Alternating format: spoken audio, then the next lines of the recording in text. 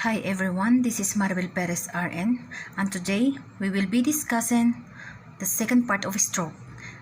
This video is part of a nursing review series over the Neuro System. Let's begin.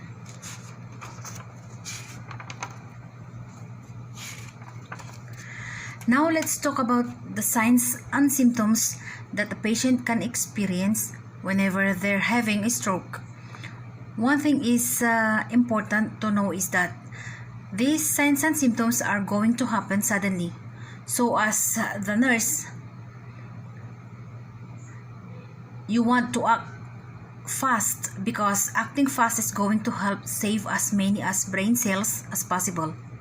So if you are in a hospital setting and you start seeing these signs and symptoms, you'll want to call a rapid response or whatever your hospital has in place.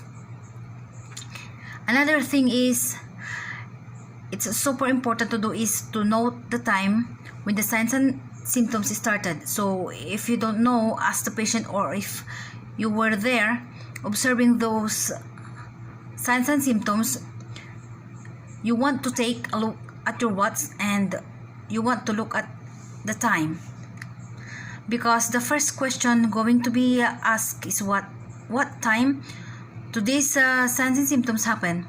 Because if this is an ischemic stroke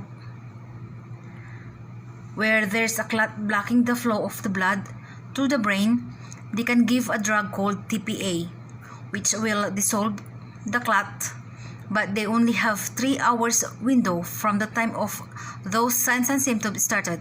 So you want to know that time. Now, what exactly are those signs and symptoms of stroke? The National Stroke Association suggests using the term FAST to help you recognize the common stroke symptoms, because they can come suddenly without a warning. So F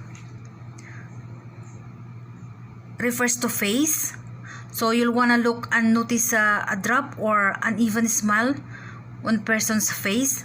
Tell them to smile. If it's not symmetrical, that's a warning sign. And A, look at their arms and know any other numbness or weakness, and ask the patient to raise their arms. And if they can't raise their arm, they drops down like an arm drift. It's an unsteady. That's a big warning sign. And then S for speech. For speech difficulty, ask the patient to repeat something. Notice how their speech sound.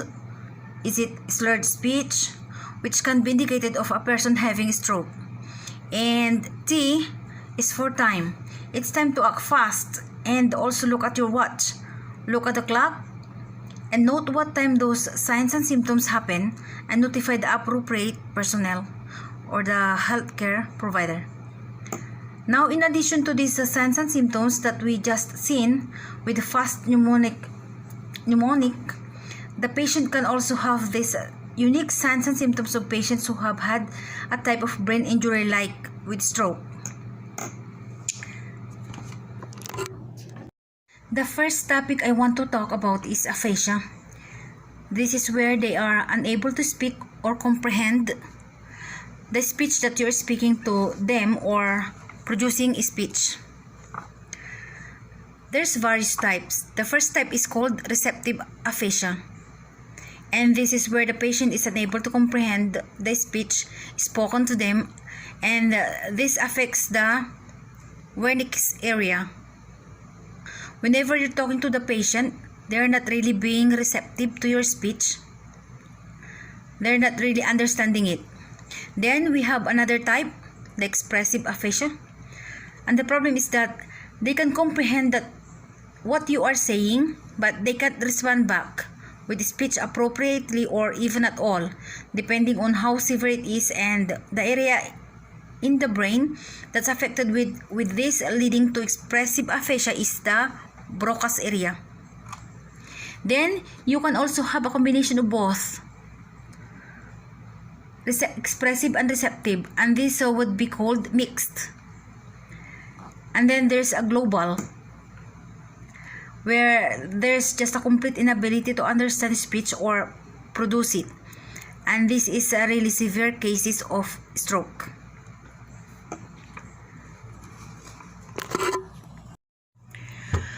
The patient can also have this arthria, which is where they will be unable to speak clearly due to weak muscles, so they will be hard to understand and goes back to slurred speech in this S of mnemonic fast.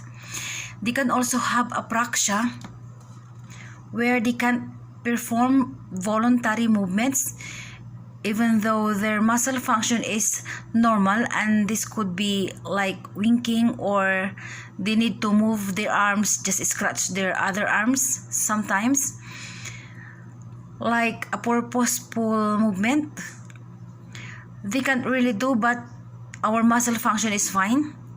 They can also have agraphia, which is where they lost their ability to write, and alexia, which they lost the ability to read. They don't understand the text, or they really can't see the words. And notice that word can also comes from the word dyslexia, but this is alexia. Furthermore, the patient can also have expressive agnosia, which is where they don't understand sensations or really recognize known objects or people. For instance, you show them a pencil, say what is this, and they don't have the ability to connect the word pencil with that object. They maybe call it something else, just not even familiar with it. They can also have dysphagia, which is where they have issues swallowing. As a nurse, we really have to watch out for this because they are a major risk for aspiration, which can lead to pneumonia. And lastly, they can experience the condition of eyes called hemianopia, and this is where they have limited visions and half of the visual field and below.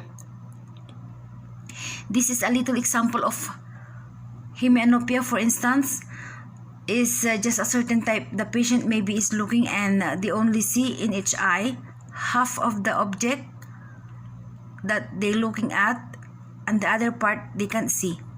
So whenever you look at this word, just dissect it. Hemi seems half of, and mia deals with eyes. So know that this is an issue with the eyes. As the nurse, we really have to watch out for them with injury and teach them how to scan their environment whenever they have this type of condition.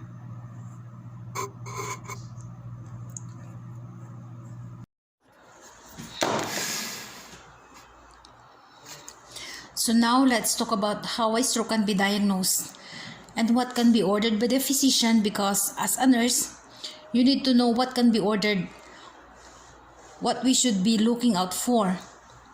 The patients having those signs and symptoms we have just talked about. So what can happen is that the physician can order a CT scan of the head. One reason they like to do this whenever that patient comes in almost immediately is because they want to rule out if a patient has bleeding in the brain, like hemorrhagic stroke, because if they do, they're not a candidate for TPA, tissue plasminogen activator. So they can't receive this because they will make them bleed even worse. Also, they can have what's called MRI, look at the brain, see what lobes and areas of the brain have been affected by stroke. That can help with diagnosing it. So let's talk about this TPA. TPA, this is a tissue plasminogen activator, and this is used only for ischemic stroke, not hemorrhagic stroke. So again, those whose were the type of strokes that were caused from a clot of some type that's maybe broke off from the heart or is formed in the brain and it's stopping blood flow to a certain area of the brain. It is not for hemorrhagic type of strokes. So how does this medication work? It works by dissolving the clot that is found within that vessel by activating the protein that causes fibrinolysis. So you get the breakdown of that clot, and when that happens, blood's gonna go back to that brain tissues. However, there is a caution of this drug. It can only be given within 3 hours from onset of those signs and symptoms. So it's very important that the patient knows, or as a nurse who was there whenever the patient started having those signs and symptoms, what time they occur. Now, there are some exceptions within the 3 to 4.5 hours range. If the patient meets strict criteria, they may be able to receive this, but the physician will have to analyze that. So what are the criteria that patients should meet before they receive this TPA? And as a nurse, I would remember this. First, they need to have a CT scan of their head. And it needs to be negative for any bleeding, which could be hemorrhagic stroke. We don't want to go in and throw more of this type of medication in there, because we will increase their chances of bleeding out. Also, their laboratories need to be within normal limits, and labs that aren't normal, they can be corrected before this medication given, like glucose, INR, platelets should be within normal range, and their blood pressures needs to be under control. The systolic should be less than 185, and the diastolic should be less than 110 before giving TPA. And while giving that TPA, you want to keep that blood pressure within a good range. Also, it's important that they haven't received any drugs like heparin or any other anticoagulants, because we're gonna throw some more type of drugs in there, and we don't want to increase their chances of bleeding. Now let's talk about nursing interventions. You have a patient, they receive TPA. What are you going to be doing as a nurse? What are you going to monitor? Or you want to monitor for bleeding, and you will be doing around the clock neuro checks. Also giving them blood pressure medications if they need it, to keep their BP within certain parameters. And looking at those other vital signs, monitoring their glucose, and making sure that they're on bed rest. They don't get up, because if they fall while they receive this, it could lead to intense bleeding. We want to prevent injury. Also, no IM injections, and avoid unnecessary IV sticks, drawing blood, things like that. In most cases, patients will be put in intensive care unit, ICU, to be monitored usually the first 24 hours after they receive this medication. Now, as a nurse, you want to be monitoring their vital signs, looking at their blood pressures, making sure they are not hypertensive, and their heart rate, their respirations, because their risk in those first several hours, the developing increased intracranial pressure, ICP, and you want to make sure they're not having that. That can prevent with an increased blood pressure, decreased heart rate, decreased respiration. The patient can also suddenly start having nausea and vomiting. Their level of consciousness can change, and their pupils will not be respond at all.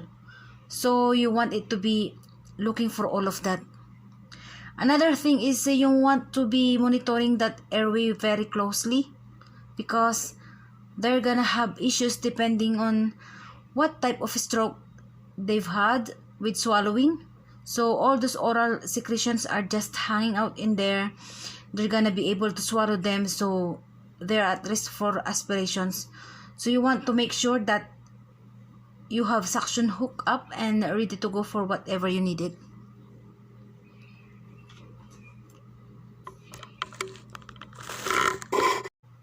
Now let's talk about nursing interventions. You have a patient, they receive TPA. What are you going to be doing as a nurse? What are you going to monitor? Or you want to monitor for bleeding and you will be doing around the clock neuro checks. Also giving them blood pressure medications if they need it to keep their BP within certain parameters. And looking at those other vital signs, monitoring their glucose and making sure that they're on bed rest. They don't get up, because if they fall while they receive this, it could lead to intense bleeding. We want to prevent injury. Also, no IM injections and avoid unnecessary IV sticks, drawing blood, things like that. In most cases, patients will be put in intensive care unit, ICU, to be monitored usually the first 24 hours after they receive this medication. Now, as a nurse, you want to be monitoring their vital signs, looking at their blood pressures, making sure they are not hypertensive, and their heart rate, their respirations, because their risk in those first several hours, the developing increased intracranial pressure, ICP, and you want to make sure they're not having that. That can prevent with an increased blood pressure, decreased heart rate, decreased respiration. The patient can also suddenly start having nausea and vomiting. Their level of consciousness can change and their pupils will not be respond at all. So you want it to be looking for all of that. Another thing is you want to be monitoring that airway very closely, because they're gonna have issues depending on what type of stroke they've had with swallowing. So all those oral secretions are just hanging out in there. They're gonna be able to swallow them, so they're at risk for aspirations. So you want to make sure that you have suction hook up and ready to go for whatever you needed.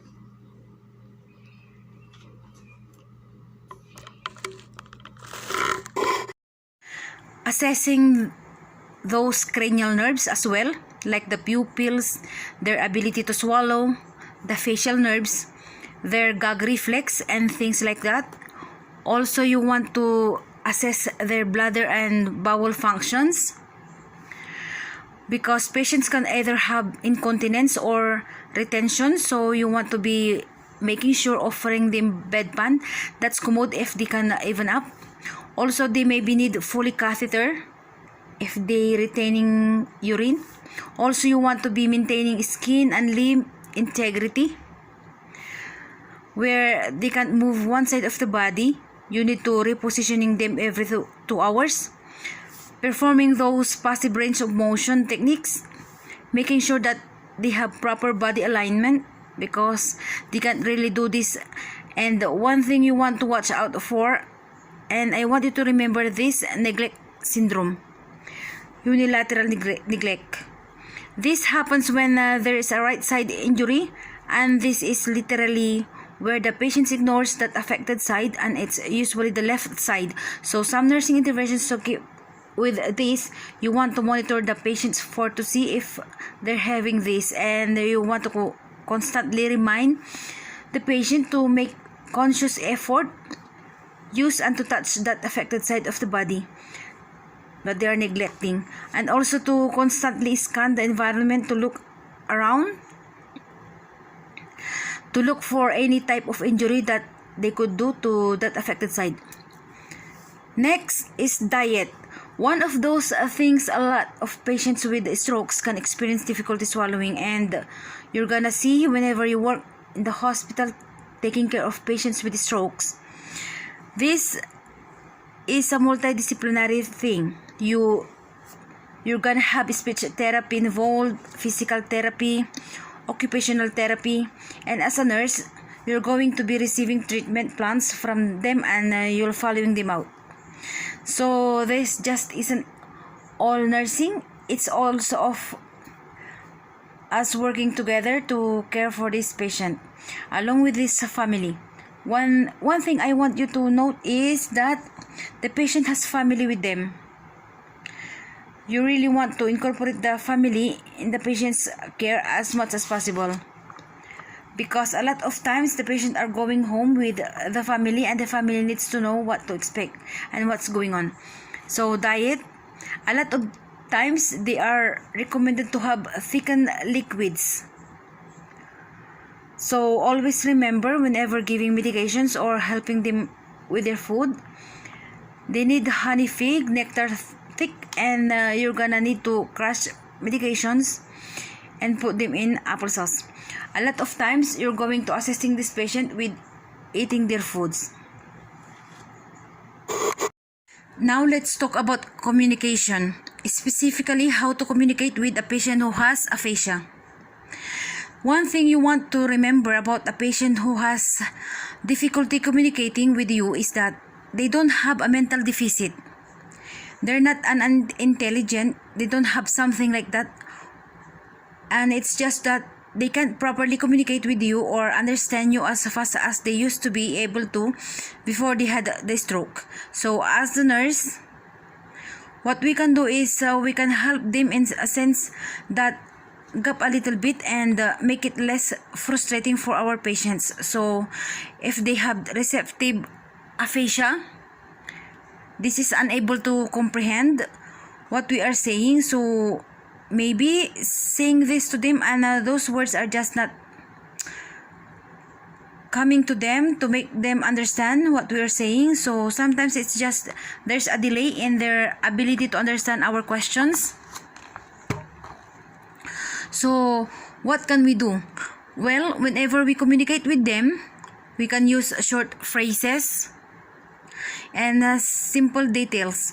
Don't go on and go on and on. Also, we use gestures and points those things that word to them about, because if we want them to use the bedpan, we can show them the bedpan.